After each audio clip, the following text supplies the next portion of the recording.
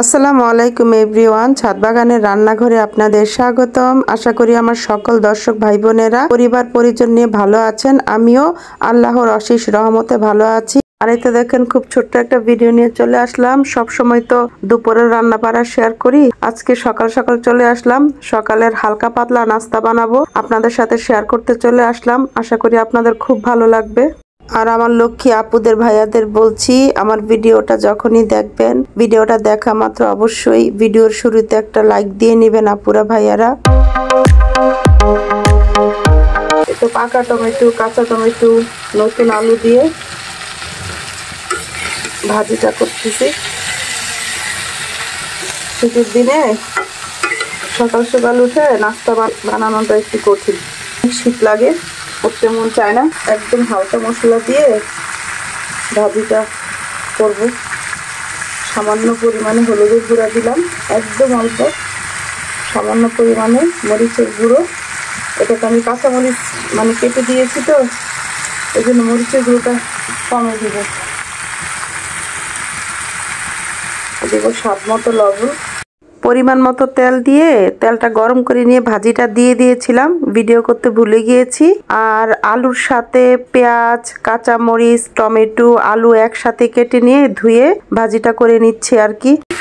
একটু নেড়ে চেড়ে দিয়েছি, চুলার আঁচটা কমিয়ে ভাজিটা করে দিই। তারপরে পরোটার ডোটা আমি আগে থেকে করে নিয়েছি, নাস্তাগুলো বানিয়ে ফিরবো। হালকা মশলায় কাঁচা পাকা টমেটো দিয়ে নতুন আলু ভাজি করে নিয়েছি।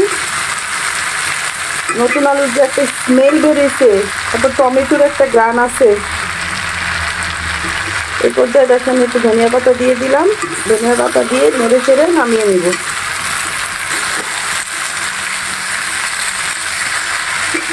দেখতে দেখেন কতটা সুন্দর লাগতেছে।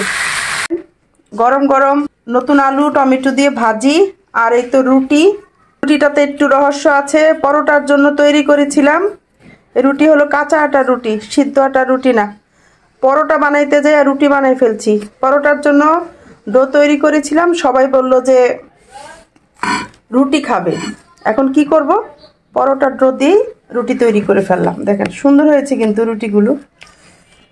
আর এখানে ভাজি হইলে আজকে আমাদের নাস্তা, সাথে চা হবে। চায়ের পানি বসিয়ে দিলাম।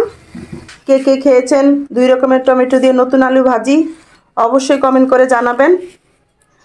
না খেয়ে থাকলে ভাজি করে খেয়ে কমেন্ট করে জানাবেন। তাহলে ছাদ বাগানের রান্নাঘরের এই ছোট্ট ভিডিওটা আমি এখানে শেষ করে দিব। আমার ভিডিওটি ভালো লেগে থাকলে আমার চ্যানেলটা সাবস্ক্রাইব করে দিবেন, পাশে থাকা বেল আইকনটা ক্লিক করে দিবেন, যাতে আমার ভিডিওটা সবার আগে আপনাদের কাছে পৌঁছে যায়। আপনারা সবাই ভালো থাকবেন, আমার জন্য দোয়া করবেন। আল্লাহ হাফেজ।